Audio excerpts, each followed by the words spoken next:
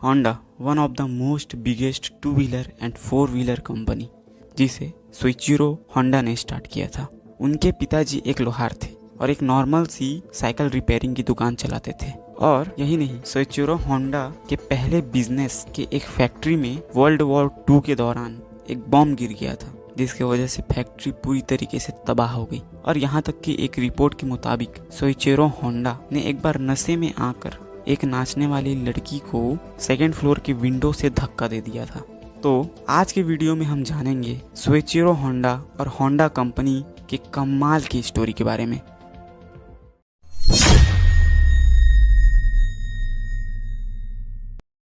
नवंबर 17, 1906 जब Soichiro Honda का जन्म होता है। होंडा के पिताजी एक लोहार थे और एक छोटी सी बाईसाइकिल रिपेयरिंग की दुकान चलाते थे और उनकी मदर कपड़े बुनने का काम करती थी। होंडा की फैमिली बहुत ज़्यादा गरीब थी और उनके 8 भाई बहन थे, जिनमें से 5 भाई बहन की मौत हो गई बचपन में खराब हेल्थ की वजह से और सिर्फ 3 रह गए, जिनमें से एक थे सोइचिरो होंडा। होंडा जैसे जैसे बड़े होते जा रहे थे वो बहुत ही ज़्यादा इंटरेस्टेड थे टूल्स और मशीन्स में। स्पेशली जो उन्हें सबसे ज़्यादा अट्रैक्टिव लगता था वो थे व्हीकल्स। उन्हें बहुत ज़्यादा इंटरेस्ट था ये जानने में कि एक व्हीकल काम कैसे करता है। और ये इंटरेस्ट उन्हें तब आया था जब बचपन में उन्होंने पहली बार एक फोर्ड मॉडल टी की कार देखी थी। होंडा ने उस कार का पीछा किया और एकदम से सरप्राइज हो गए और एकदम से इम्प्रेस हो गए उसके डिज़ाइन को देखकर। एक कार को पहली बार चलता हुआ देखने का एक्सपीरियंस होंडा के मन में हमेशा हमेशा के लिए छप गया।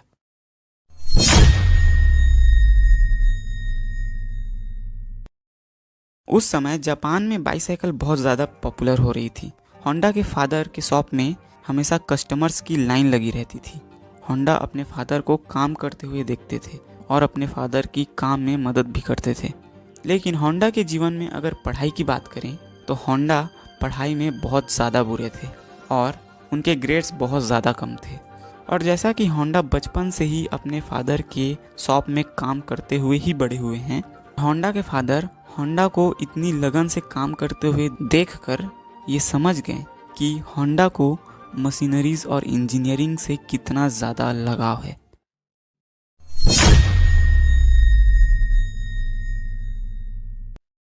इन 1922 होंडा ने न्यूज़पेपर में एक एडवर्टाइजमेंट पढ़ा और वो एडवर्टाइजमेंट था किसी कार सर्विसिंग कंपनी का। एडवर्टाइजमेंट में किसी ऑटो रिपेयर शॉप के लिए असिस्टेंट की ज़रूरत थी टोक्यो की किसी 800 कोई कंपनी के गैरेज में। होंडा ने सोचा जो कंपनी न्यूज़पेपर में एडवर्टाइजमेंट दे सकती है उस कंपनी के पास मेरे लिए कोई ना कोई काम तो ज़रूर होगा। सो होंडा ने 15 साल की एज में पढ़ाई बीच में ही छोड़कर टोक्यो आने का फैसला कर लिया। और वो सही थे, उन्हें 800 कोई के गैरेज में काम मिल गया। होंडा को पहले ही दिन पूरा गैरेज साफ करवाया गया, खाना बनवाया गया और यहाँ तक कि उस गैरेज के ऑनर के बच्चे को भी संभालना पड़ा। प्लस उन्हें इस काम के लिए कोई भी पैसे नहीं मिलते थे, सिर्फ सोने के लिए थोड़ी सी जगह और थोड़ा सा खाना ही मिलता था। लेकिन ज्वाइन करने के कुछ दिन बाद ही टोक्यो में एक अर्थक्वेक आया जिसके वजह से वर्कर की कमी हो गई और इस कारण से होंडा को एक चांस मिला एक मैकेनिक की तरह काम करने का और धीरे धीरे वो एक परमानेंट मैकेनिक बन गए। होंडा बहुत सारे कार और मोटरसाइकिल रिपेयर करते थे और कार के बारे में और भी ज़्यादा सीखने लगे। और जैसा कि होंडा बहुत सारे वैरायटी के कार रिपेयर करते थे, होंडा की नॉलेज व्हीकल्स के बारे में दिन ब दिन बढ़ते जा रही थी। होंडा बहुत ही केयरफुली एग्जामिन करते थे किसी कार को रिपेयर करने के दौरान और होंडा को जो भी कार रिलेटेड मैगजीन मिलते थे वो उन सब को पढ़ लेते थे। और वक्त के साथ धीरे धीरे होंडा कार रिपेयर के साथ साथ कार के स्पेयर पार्ट्स भी बनाने लगे। और यह सब देखकर उनके one of the honour name Yujo, जिन्होंने होंडा के काम को देखकर जिम्मा उठाया होंडा को और भी ज़्यादा एजुकेट करने का। उन्होंने होंडा को ना ही सिर्फ टेक्निकल साइड बल्कि मोटर इंडस्ट्री के बिजनेस साइड को भी होंडा के सामने रखा। और बाद में होंडा ने यूजो की मदद की उनके लिए रेस कार बनाकर। और जो कार होंडा ने टीम के साथ मिलकर बनाई थी वो 1924 के जापानीज मोटर कार चैंपियनशिप में फर्स्ट आई थी। और इसके बाद होंडा को एक बहुत अच्छे इंजीनियर के रूप में देखा जाने लगा।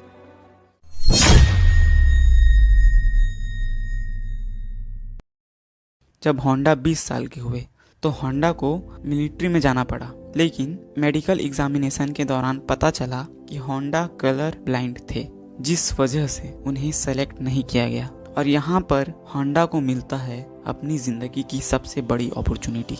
आर्ट सोकाई के ऑनर जो चाहते थे कि होंडा आर्ट सोकाई का एक ब्रांच सेटअप करे हैमानत्सु में। और यहाँ ध्यान देने वाली बात यह है कि होंडा अभी सिर्फ 20 साल के हैं और यहाँ खुद का एक गराज चलाना 20 साल की लड़की के लिए एक बहुत बड़ी रिस्पॉन्सिबिलिटी है। शुरुआत में होंडा के पास कोई नहीं आता था कार रिपेयर करवाने उनकी छोटी उम्र को देखकर, लेकिन कुछ टाइम बाद उनके अच्छे काम के वजह से होंडा ने बहुत अच्छी रेपुटेशन बना ली वहाँ के एरिया में। जैसे कि होंडा अभी 20-21 साल के ही थे और काफ़ी अच्छा पैसा कमाने लगे थे। वो कभी भी शर्माते नहीं थे इंजॉय करने में। काफ़ी रिपोर्ट्स के मुताबिक होंडा बहुत पार्टीज किया करते थे और वो लड़कियों से घिरे हुए होते थे, और यहाँ तक कि अपने खुद के शादी में उन्होंने नशे में सबके सामने बिना कपड़े के डांस किया। पर जो भी हो, होंडा एक सक्सेसफुल पर्सन थे। Honda worked harder but he partied even harder. लेकिन हर बार होंडा के लिए ये चीज़ काम नहीं करती थी। एक बार शराब के नशे में होंडा ने एक कैसा को एक्सीडेंटली 2nd फ्लोर के विंडो से नीचे गिरा दिया था, और बहुत ही किस्मत से उनकी जान नहीं गई, क्योंकि वो जमीन में ना गिरकर वायर्स में गिरी। उन वायर्स को काटना पड़ा उन्हें निकालने के लिए, जिसके वजह से पूरे टाउन में बिजली चली गई। इन सब के अलावा होंडा एक बहुत ही अच्छे कार रेसर थे। बैक इन 1936 एक कार रेस के दौरान होंडा का एक बहुत ही ज़्यादा सीरियस एक्सीडेंट हो गया, जिसके वजह से उन्हें रेसिंग छोड़नी पड़ी। और डॉक्टर ने कहा था कि होंडा बहुत लकी हैं कि वो इस कार एक्सीडेंट को सरवाइव कर गए। और 3 महीने हॉस्पिटल में गुजारने के बाद होंडा को ये समझ आने लगा कि अब उन्हें ज़िंदगी में एक गैरेज से सेटल नहीं होना है, बल्कि वो और भी कुछ बड़ा करना चाहते थे। बड़ा यानी कि कुछ बहुत ज़्यादा बड़ा।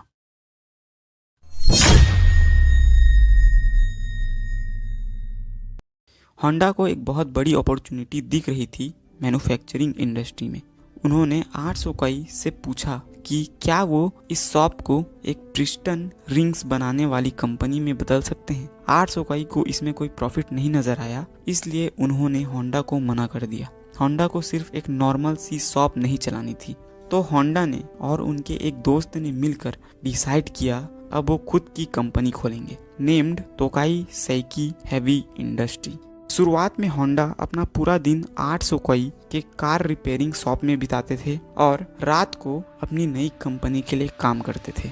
और इसके अलावा वो इवनिंग क्लासेस भी जाते थे मेटल और एलॉयस के बेहतर अंडरस्टैंडिंग के लिए। और 2 साल तक होंडा ने दिन रात काम किया and finally he came to create revolutionary piston design in 1939। Honda ने आर्ट सोकाई को छोड़ दिया था और अपना पूरा फोकस अपनी कंपनी को देने लगे थे। बहुत सारे चुनौतियों से गुजरने के बाद होंडा ने एक सक्सेसफुल पिस्टन मैन्युफैक्चरिंग कंपनी बना ली थी। लेकिन फिर आता है 1941, जब जापान ने एंटर किया वर्ल्ड वॉर 2 में। वर्ल्ड वॉर 2 के दौरान उनके एक पिस्टन मैन्युफैक्चरिंग फैक्ट्री में एक बम गिर गया, जिसके वजह से फैक्ट्री पूरी बर्बाद हो गई। और कहानी में बहुत बुरा ट्विस्ट एक और बार आता है, जब ठीक 1 साल बाद उनकी दूसरी पिस्टन मैन्युफैक्चरिंग फैक्ट्री बर्बाद हो जाती है अर्थक्वेक के वजह से। इस पॉइंट में होंडा अपना सब कुछ खो चुके थे और उनके इस कंपनी का कोई फ्यूचर नहीं बचा था।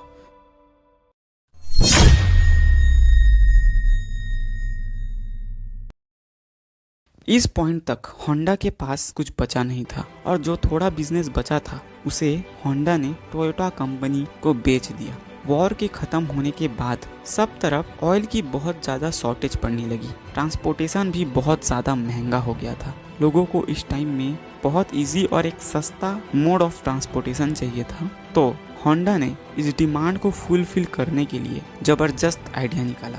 होंडा ने अपने बाइसाइकिल में एक छोटा सा मोटर लगा दिया, जिसके वजह से सिटी के लोग इस चीज़ से अट्रैक्ट होने लगे और इस चीज़ को देखकर होंडा ने इसे बड़े स्केल में बनाने का सोचा। Honda setup the Honda technical research institute इन 1946 उन पैसों का यूज करके जो उन्हें पिस्टन रिंग बिजनेस को बेचकर मिला था।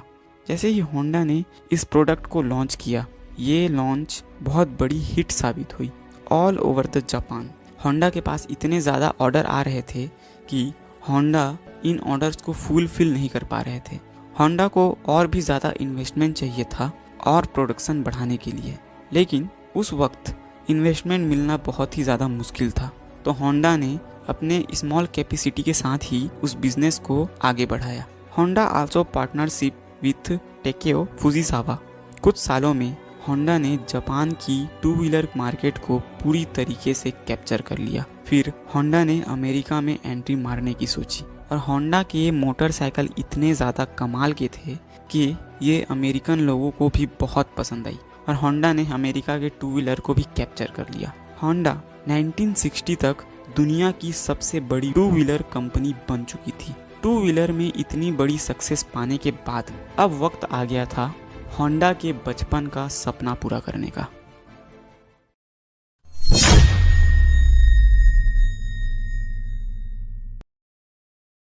तो टू व्हीलर की इस लड़ाई को जीतने के बाद होंडा जीतना चाहते थे फोर व्हीलर के मार्केट को।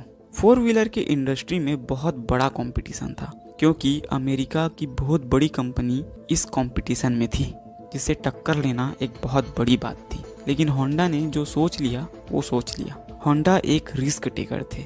उन्होंने फोर व्हीलर के मार्केट में इतना बड़ा कदम उठाया और जिस अप्रोच के साथ उन्होंने टू व्हीलर के मार्केट पे राज किया था, उसी अप्रोच के साथ वो फोर व्हीलर में भी कामयाबी की सीढ़ियां चढ़ने लगे। अपने ज़बरदस्त कार जैसे होंडा सिविक, होंडा एकॉर्ड और लग्जरी कार जैसे एक्यूरा के वजह से। और 1980s के ख़त्म होते होते Honda become the third largest car company in the world. तो ये थी होंडा की कमाल की कहानी। सोइचिरो होंडा की मौत 1991 में हो जाती है, लेकिन आज होंडा जो कुछ भी है सोइचिरो होंडा के वजह से है।